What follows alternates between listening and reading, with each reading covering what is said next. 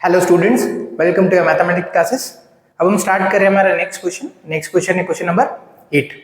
Question number 8 क्या कहता है? A statue 1.6 metre tall stands on a top of a pedestal. एक 1.6 metre tall एक स्टेच्यू है, stands on a top of a pedestal. एक pedestal मतलब एक पट्टी बनाई हुई है, उसके ऊपर एक स्टैंड बनाया हुआ है, उसके ऊपर खड़ा है। From a point on the ground, एक ग्राउंड पे एक पॉइंट लिया, angle of elevation of top of a statue is 60 degree. एक पॉइंट से अगर स्टेच्यू के टॉप पे देखें तो 60 डिग्री एंगल ऑफ एलिवेशन मिलता है, और फ्रॉम द सेम पॉइंट, उसी पॉइंट से the angle of elevation of top of pedestal is 45 degree. मतलब उसी पॉइंट से अगर मैं पेडेस्टल के टॉप पे देखूं, क्योंकि पेडेस्टल के ऊपर हमारी स्टेच्यू है, तो पेडेस्टल का भी टॉप ग्राउंड से तो बहुत ऊपर है, तो उसकी पेडेस्टल के टॉप पे अगर हम देखें या उस स्टैंड के टॉप पे देखें तो कितना डिग्री बन रहा है? उसी पॉइंट से एंगल ऑफ एलिवेशन 45 डिग्री बन रहा है। Find the height of pedestal. हमें पेडेस्टल की हाइट फाइंड आउट करनी है। तो हम सबसे पहले क्या करते हैं, हम मान लेते हैं कि हमारी एक स्टेच्यू है, ठीक है, यहां से यहां तक हमारा एक स्टेच्यू मान लेते हैं, 1.6 मीटर टॉल है, और ये एक पेडेस्टल पे है। ये हमारा पेडेस्टल हो गया यहां से यहां तक, ठीक है।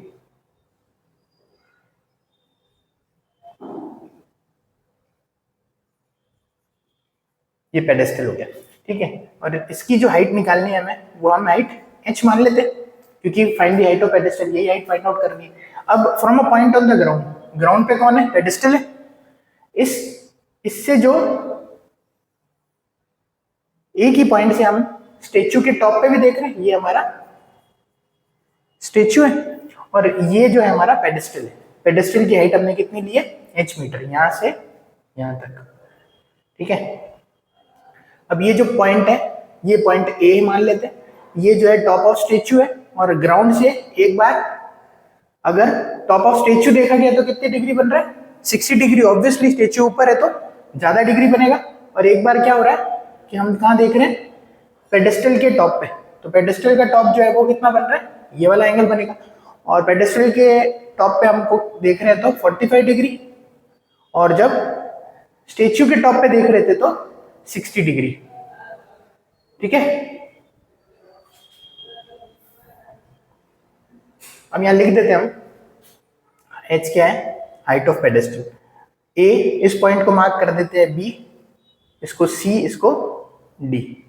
d पॉइंट से हम टॉप ऑफ स्टेच्यू और टॉप ऑफ पेडेस्टल देख रहे थे, ठीक है। तो हमारी एक्चुअल जो हाइट है स्टेच्यू की ग्राउंड से, वो कितनी हो जाएगी? 1.6 प्लस h, और पेडेस्टल की हाइट तो h ही ली है हमने। अब हम यहाँ पे एंगल मार्क कर देते हैं ADC। एंगल ADC जो है, जो बड़ा वाला ट्राइंगल ACB में D में बन रहा है, ठीक है, तो वो कितना है? ADC जो है वो 60 डिग्री है, और BDC, एंगल BDC जो है वो 45 डिग्री का है, ठीक है। हमें क्या करना है? दो ट्राइंगल लेना है, एक रेफरेंस के लिए वाली साइड लेनी है, जैसा पिछला क्वेश्चन था वैसा ये वाला क्वेश्चन भी बनेगा। और ये एक बार ट्राइंगल लेंगे ACD, एक बार ट्राइंगल लेंगे BCD, ठीक है। हम लिख देते हैं यहाँ पे AB is height of statue, AB is height of statue, कितनी दी हुई है? 1.6 मीटर। और BC जो है वो हाइट ऑफ पेडेस्टल है, से h मीटर। h मीटर हमने क्या ले लिया? h उसकी हाइट ले ली पेडेस्टल की। अब हम क्या देख रहे हैं? दो ट्राइंगल लेने, एक तो बड़ा वाला ACD, इन ट्राइंगल ACD, दोनों ही ट्राइंगल में 90 डिग्री का बनेगा हमारा। यहाँ पे इसको हटा के h को यहां लिख देते हैं। ये हाइट बराबर है 90 डिग्री का बन रहा है हमारा सी पे। तो 90 डिग्री हमारा सी पे बना, तो सामने वाली साइड ACD में, ACD ट्राइंगल में 90 डिग्री के सामने वाली साइड क्या होगी? हमारी हाइपोटेनस। ACD बड़ा वाला ट्राइंगल के अंदर डिग्री कितना है? डिग्री एंगल बन रहा है हमारा 60 डिग्री। तो जहां 60 डिग्री बन रहा है उसके सामने वाली जो साइड है, ये पूरी साइड हमारी क्या होगी, परपेंडिकुलर। ये जो एंगल डी जो पूरा वाला है ए डी सी, इसकी सामने वाली साइड कौन सी है, ए सी। तो ए सी हमारा क्या हो गया, परपेंडिकुलर। और जो बच गई वो साइड हो गई हमारी बेस। तो ये जो साइड है ये वाली डी सी, ये दोनों के अंदर क्या आएगी, हमारी बेस आएगी। और हमें देखिए दोनों जो ट्राइंगल लेंगे हम लोग A C D and B C D, इन दोनों के अंदर ही हमको परपेंडिकुलर तो निकालना ही है एक ट्राइंगल, ये जो डी बी सी डी है इसके अंदर। पर देखते हैं हम दोनों के अंदर जो हाइपोटेनस आने वाला 90 डिग्री ही बनेगा, सी पे ही बनेगा दोनों ट्राइंगल के अंदर। एक हाइपोटेनस ही है, एक हाइपोटेनस ही, दोनों से हमको मतलब नहीं है। तो हम दोनों ट्राइंगल के अंदर कौन सा लेंगे, परपेंडिकुलर और बेस लेंगे। रीजन इसका ये, परपेंडिकुलर का कुछ इंफॉर्मेशन हमको दिया है दोनों ट्राइंगल में, और जो ये जो बेस है डीसी, ये दोनों में ही कॉमन आ रहा है। तो जो कॉमन साइड आ रही है हमारी डीसी, वही हम दोनों ट्राइंगल्स में लेंगे। बेस इसलिए ले रहे हैं हम ताकि हम वैल्यू रिप्लेस कर सके, ठीक है। हाइपोटेनस दोनों के अलग है तो कोई वैल्यू निकाल के नहीं देंगे। तो हमको उसी कॉम्बिनेशन का ट्रिग्नोमेट्रिक फंक्शन भी लेना है जिस कॉम्बिनेशन में दोनों ट्राइंगल्स के अंदर परपेंडिकुलर और बेस आ रहे होंगे। तो रेफरेंस के लिए एसीडी जो ट्राइंगल है एसीडी, तो इसके अंदर हम लिख लेते हैं एसी जो है, एसीडी में एसी जो है वो क्या है, हमारी परपेंडिकुलर है।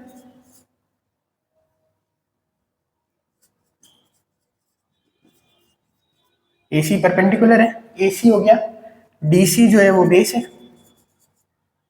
और एडी जो है वो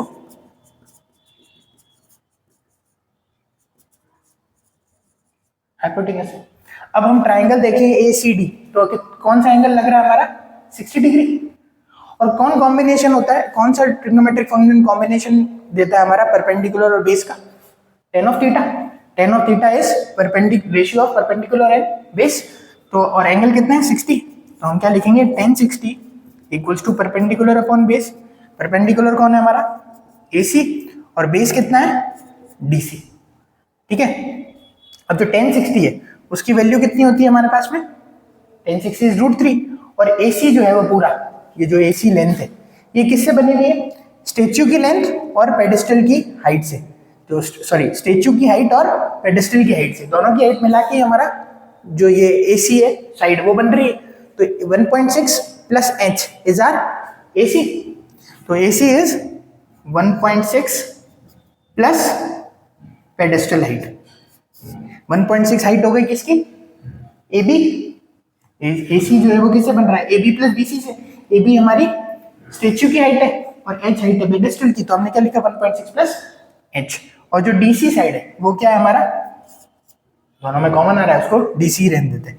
तो DC इक्वल्स टू क्या आ जाएगा 1.6 प्लस h अपॉन √3। इसको इक्वेशन नंबर 1 देके रख देते हैं। अब कौन सा ट्राइंगल लेंगे, इन ट्राइंगल छोटा वाला BCD। BCD इसके अंदर भी हम देख लेते हैं कौन कौन सी साइड से एंगल कौन सा बन रहा है हमारा 45 डिग्री। BCD में एंगल कौन सा काम आएगा, BDC, ये वाला। तो BC जो साइड है वो हो जाएगी हमारी परपेंडिकुलर। BC परपेंडिकुलर हो गया, DC बेस हो गया, और BD जो है वो हो गई हाइपोटेनस।